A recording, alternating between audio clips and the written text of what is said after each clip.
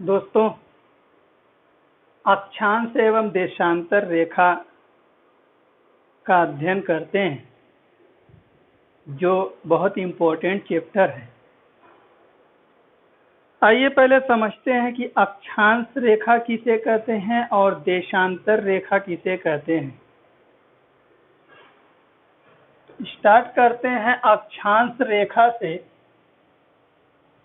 Globe पर, पृथ्वी पर एक काल्पनिक रेखा खींची गई है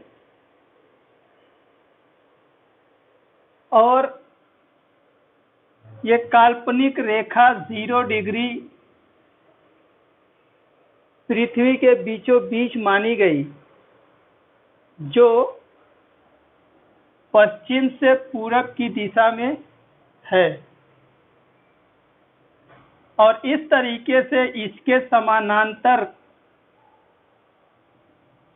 पृथ्वी के दोनों गोलार्धों में अर्थात नॉर्थ, उत्तरी गोलार्ध और दक्षिणी गोलार्धों में रेखाएं खींची गई और उत्तरी गोलार्ध के बिल्कुल ऊपर पोल, जिसको ध्रुव कहा जाता है, दक्षिणी गोलार्ध में पोल, जिसको ध्रुव कहा जाता है, ये दोनों गोलार्धों में रेखा ध्रुवों तक खींची गई है। ध्यान रखिएगा, जो क्षैतिज रेखा होगी पूरब से पश्चिम या पश्चिम से पूरब की दिशा में क्षैतिज होगी, उसको अक्षांशीय रेखा कहते हैं। और इन अक्षांशीय रेखा की विशेषता ये है कि ये रेखा, सभी रेखाएं एक दूसरे रेखा के समानांतर होती है। कहने का तात्पर्य ये है कि इन दो रेखाओं के बीच की दूरी बिल्कुल इक्वल होती है, बराबर होती है। कहीं पर बीच की दूरी कम बढ़ती नहीं होगी। हाँ, एक चीज जरूर है कि इन रेखाओं की लंबाई में अंतर होता है। जैसे जैसे इक्वेटर या भूमध्य रेखा से ऊपर या दक्षिण में बढ़ते जाएंगे, ये रेखा का आकार छोटा होता जाएगा। भूमध्य रेखा पर इस रेखा की सबसे बड़ी लंबाई होती है। अक्षांशीय रेखा की सबसे बड़ी लंबाई जो होगी वो भूमध्य रेखा की होगी, सबसे छोटी ध्रुवों पर होगी। जबकि इन रेखाओं के बीच की दूरी समानांतर है, एक जैसी है, बराबर है। और इन रेखाओं के बीच की दूरी का जो दूरी है, जो उसको 111 किलोमीटर होती है। दो रेखाओं के बीच की दूरी चाहे कहीं पर हो, ध्रुव पर हो या इक्वेटर पर हो, इक्वल होगी 111 किलोमीटर। सिर्फ रेखा छोटी बड़ी होती है।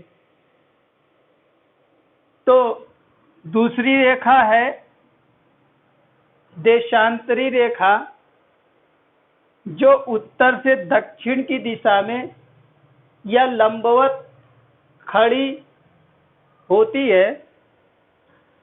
ये नॉर्थ पोल से साउथ पोल की तरफ होती है और ये रेखाएं जितनी भी हैं, देशांतर रेखाएं, सब इक्वल हैं। लंबाई के आधार पर देखें तो ये रेखाएं सब बराबर होती है, लेकिन इसका उल्टा हो जाता है। और उल्टा यूं होता है कि जैसे हम लोगों ने अक्षांशीय रेखाओं में देखा कि दोनों रेखाओं के बीच की दूरी बराबर होती है, तो इसमें दोनों रेखाओं के बीच की दूरी ध्रुवों पर बढ़ने पर घटती जाती है। जबकि इसकी बीच दो देशांतर रेखाओं के बीच की सर्वाधिक दूरी कहाँ पे है, तो इक्वेटर पर होगी। इक्वेटर पर इसकी दूरी दो अक्षांशीय रेखा, एक ये एक ये, एक रेखा ये, एक रेखा ये दो अक्षांशों के बीच की दूरी 111.32 किलोमीटर की होती है।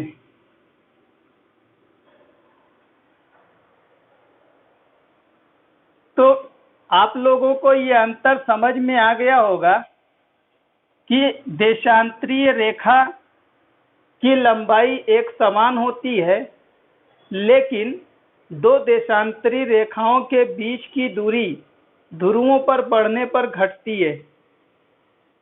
तो आई होप कि आप लोगों को अक्षांशीय रेखा और देशांतरीय रेखा में अंतर समझ में आ गया होगा।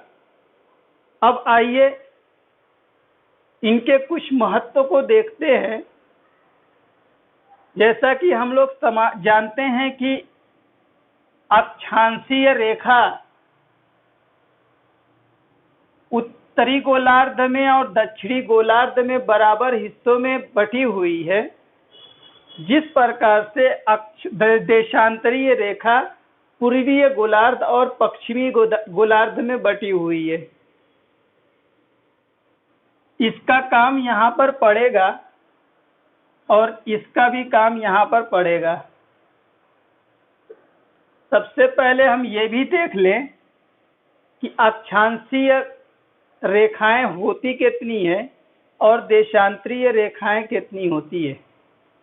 अक्षांशीय रेखा 0 डिग्री से लेके जब उत्तर की दिशा में बढ़ेंगे तो 90 डिग्री तक होगा। उसी प्रकार से जब 0 डिग्री से साउथ गोलार्ध में जाएंगे तो 90 डिग्री तक बढ़ेंगे, अर्थात 90 प्लस 90 प्लस 90 प्लस एक 0 डिग्री रेखा भी है, इसको भी एक रेखा माना जाएगा, तो 1 हो जाएगा।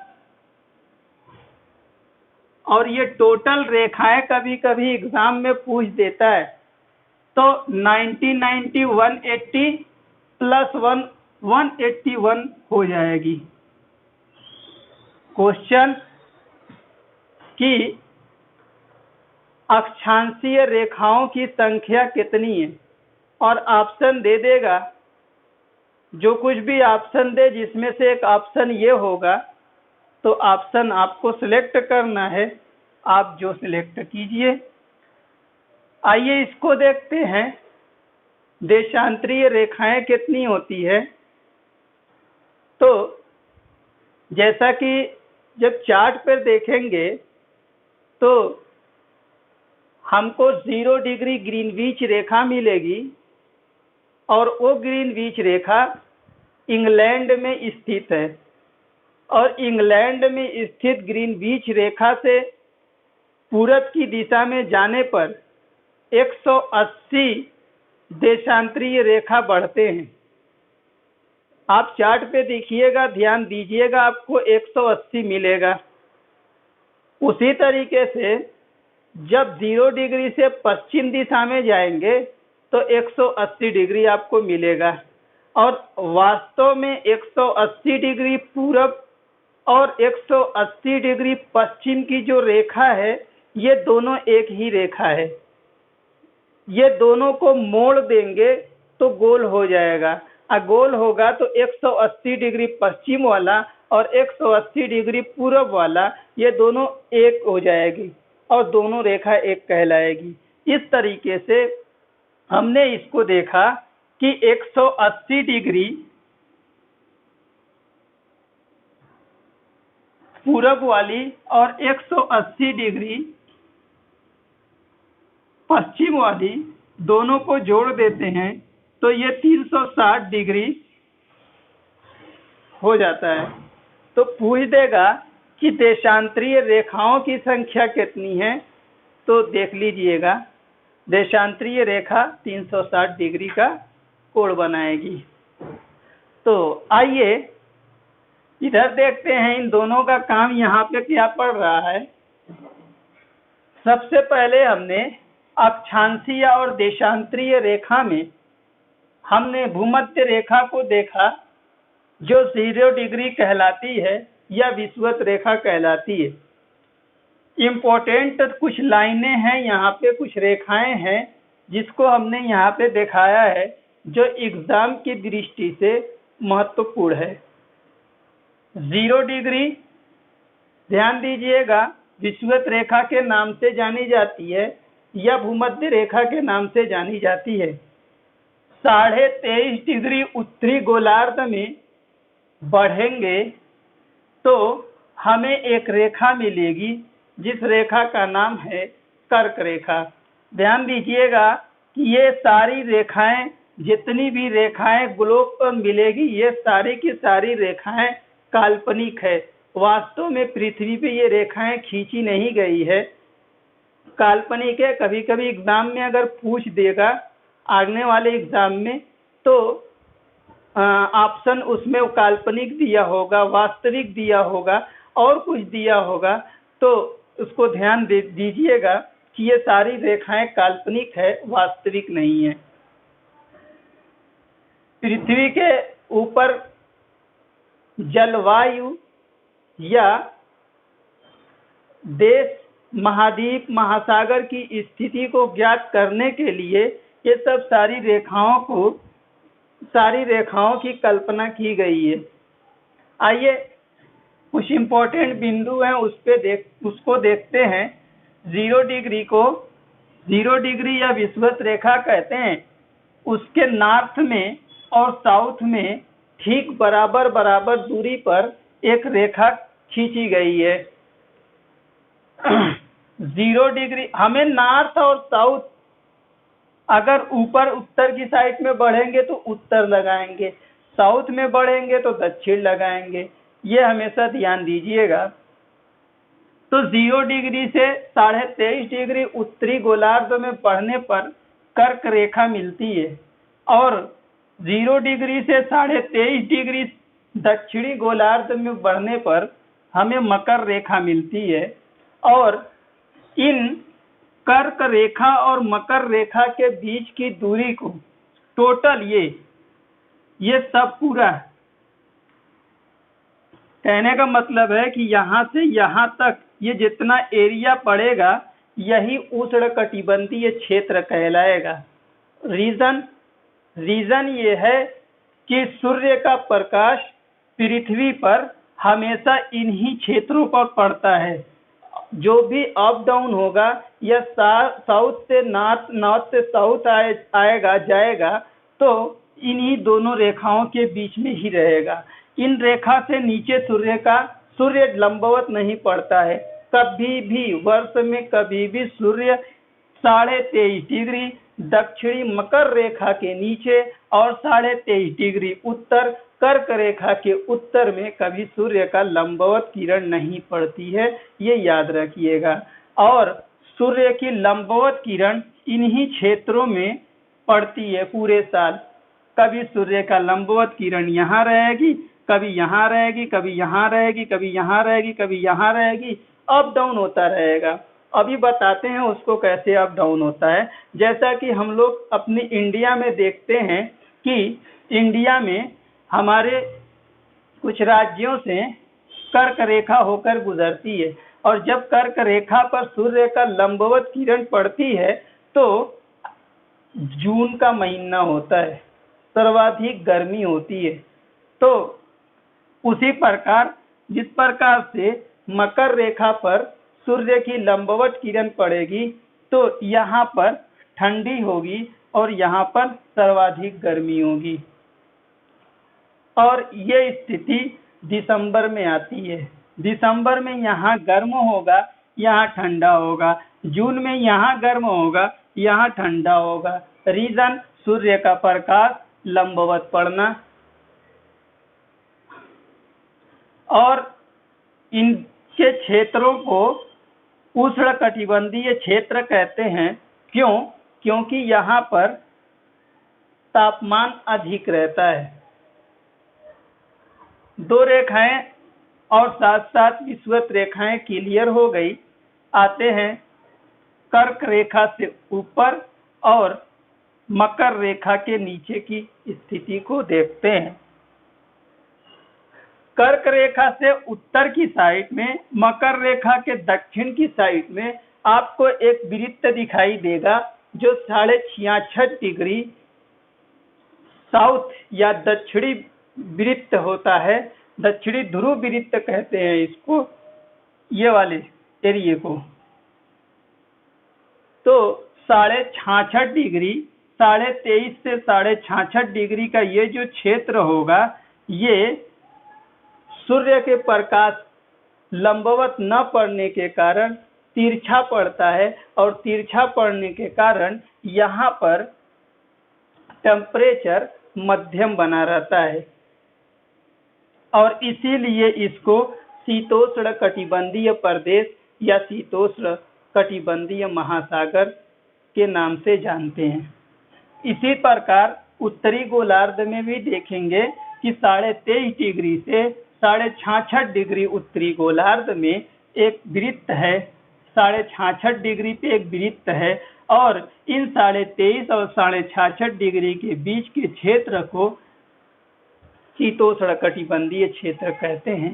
जैसा कि यहाँ पर हमने देखा कि सूर्य का प्रकाश लंबवत नहीं पड़ता है और बल्कि तिरछा पड़ता है, और तिरछा पड़ने के कारण यहाँ पर गर्मी या ग्रीष्म काल नहीं पड़ता, मध्यम टेम्परेचर मध्यम रहता है।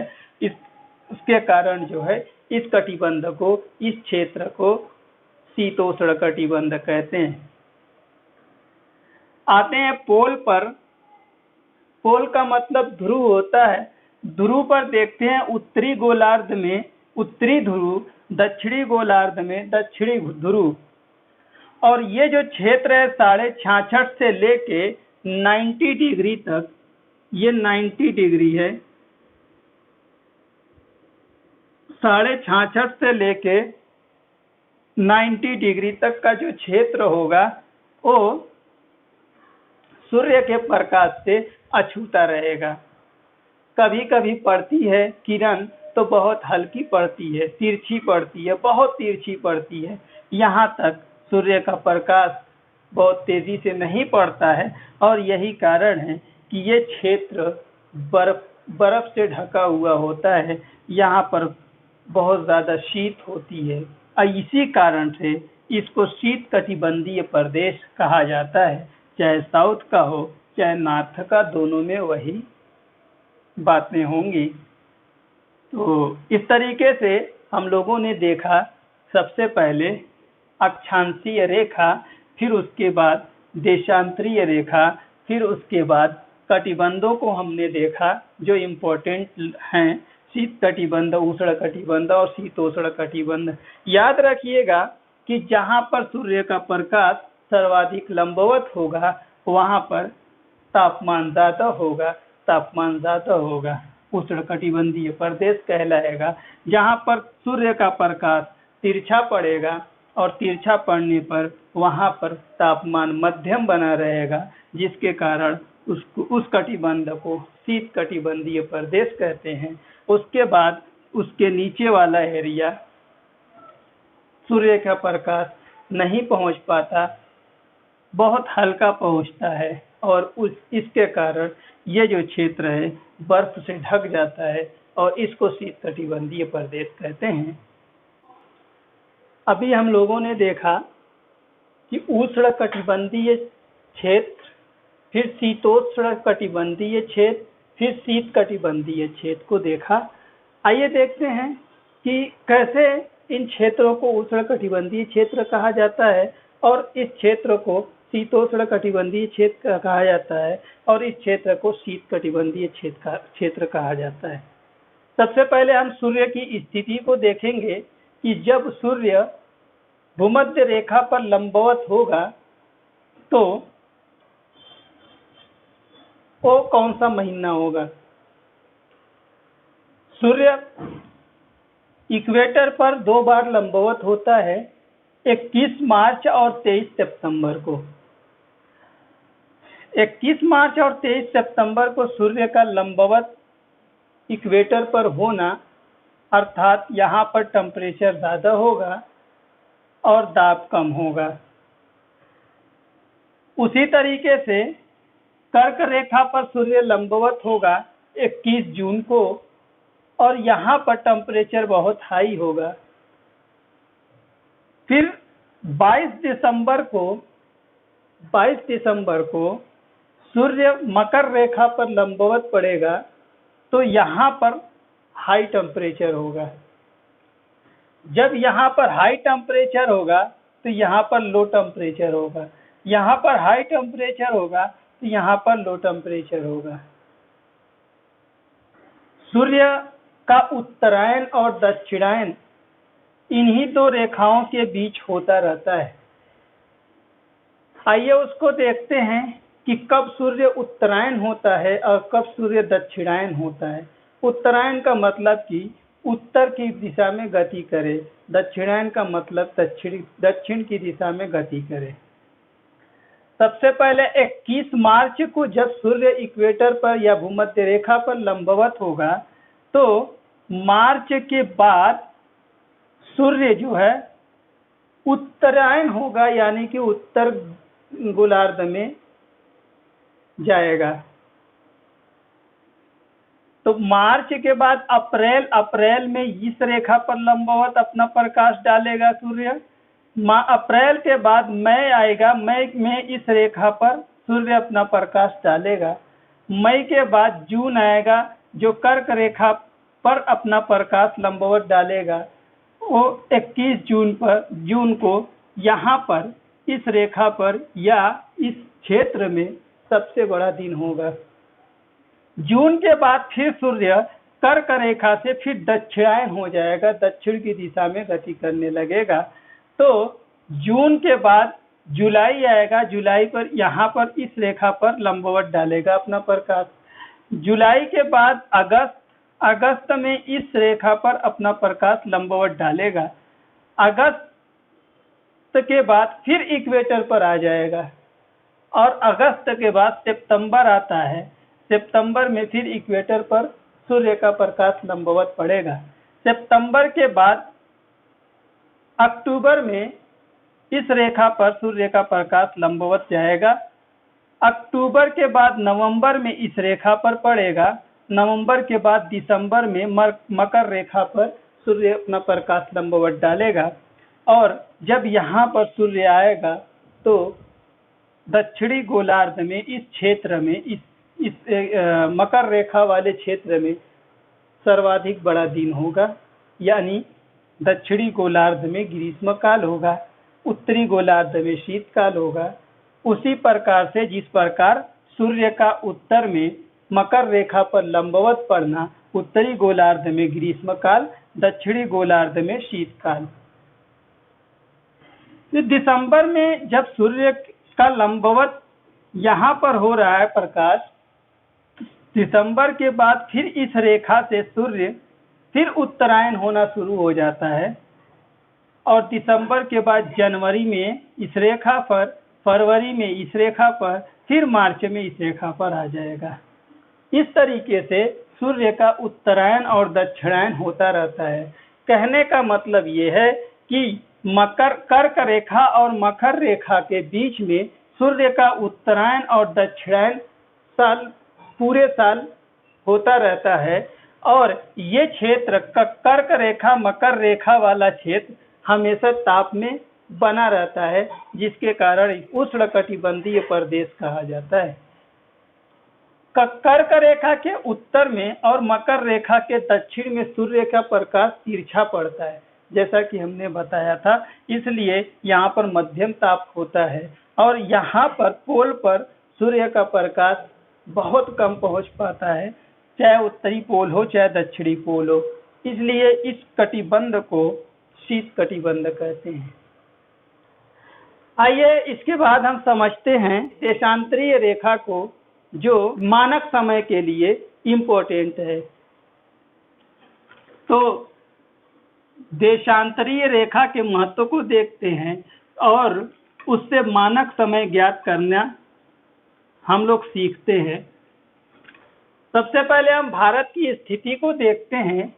जब मैप में देखेंगे, ये मैप में देखेंगे आप, तो भारत लगभग यहीं पे पड़ेगा, और इक्वेटर के उत्तर में होगा, और यहाँ से हमने 4 भाग कर लिया पृथ्वी को, यहाँ पर 0 डिग्री, यहाँ पर भी 0 डिग्री।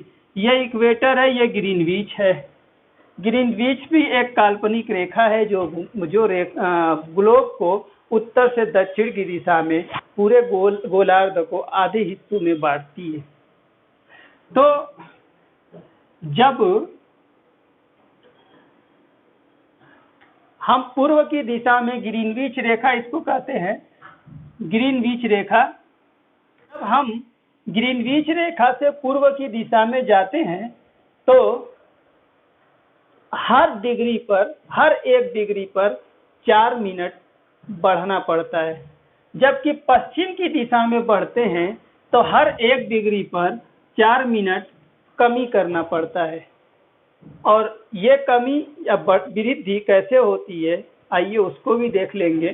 सबसे पहले हम देखते हैं कि ग्रीनविच रेखा से भारत की स्थिति 68 डिग्री पूर्वी देशांतर में है और 97 डिग्री पूर्वी देशांतर तक है। 68 डिग्री से 97 डिग्री पूर्वी देशांतर तक इसकी स्थिति है। तो 68 और 97 जोड़ देंगे, जितना आएगा उससे 2 से डिवाइड कर देंगे तो 82.5 डिग्री आ जाएगा। अब 82.5 डिग्री में हमने भारत के मानक समय को माना, इसलिए कि इस रेखा से इस रेखा के बीच की जो दूरी है वो 2 घंटे का अंतर है। और अगर इन दोनों रेखाओं में से किसी एक को मान लिया जाता या कोई एक रेखा इधर या एक रेखा इधर करके उसको मान लेते तो दिक्कत होती, और दिक्कत ये होती कि इनको काफी नुकसान होता और इनको काफी फायदा होता। भारत के बीच से ये 82.5 डिग्री रेखा को मानने का रीजन एक ये है कि यहाँ से यहाँ तक 1 घंटे का अंतर है और यहाँ से यहाँ तक 1 घंटे का अंतर है। और इन दोनों रेखाओं, इसको और इसको, दोनों रेखाओं को एक समस्या ये थी कि 2 घंटे का अंतर, उन अंतर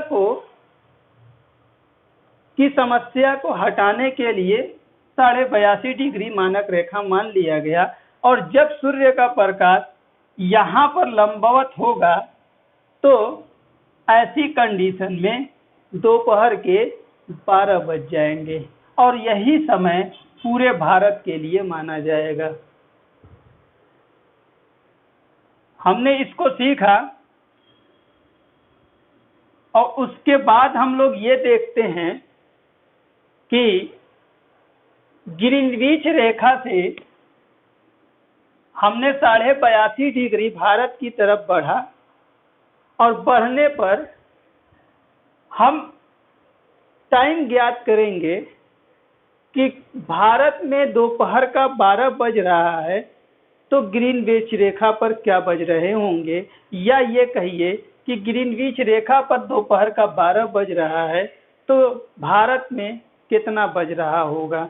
उसको ज्ञात करने के लिए हमने अभी एक फार्मूला बताया कि ग्रीनविच रेखा से पूरब की दिशा में जाने पर हर 1 डिग्री पर 4 मिनट की वृद्धि होती है। पश्चिम की दिशा में जाने पर हर 1 डिग्री में 4 मिनट की कमी आती है। तो हमने देखा कि 0 डिग्री से 82.5 डिग्री पूरब दिशा में है, तो अब 82.5 डिग्री पूरब दिशा में है, 1 डिग्री बराबर 4 मिनट, तो 82.5 डिग्री का मतलब कि 82.5, ये 82.5 हो गया, इसको गुणा कर दीजिए 4 से, ये आ जाएगा लगभग 5 घंटा 30 मिनट। 5 घंटा 30 मिनट आएगा। तो कहने का मतलब ये है कि यदि ग्रीनविच रेखा पर दोपहर का 12 बजेगा तो भारत में कितना बजेगा, तो 5 घंटा 30 मिनट जोड़ दीजिए, रियल टाइम पता लग जाएगा। और 5 घंटा 30 मिनट क्योंकि पूर्वी देशांतर में है, इसलिए जोड़ना है, घटाना नहीं है। तो 12 5 17, 17:30,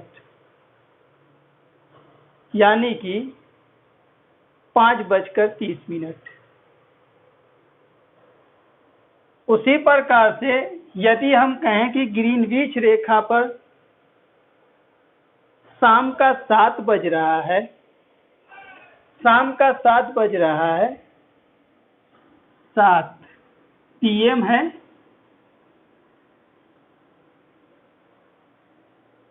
तो भारत में कितना बज रहा होगा, तो 5.5 घंटा जोड़ दीजिए, 7 5 12, 12:30 AM हो जाएगा, यानी कि रात का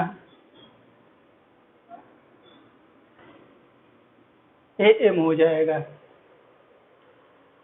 उसी प्रकार से अगर पश्चिम दिशा में जाते हैं तो हर 1 डिग्री पर 4 मिनट की कमी आती है। मेरे ख्याल से आप लोगों को समझ में आ गया होगा।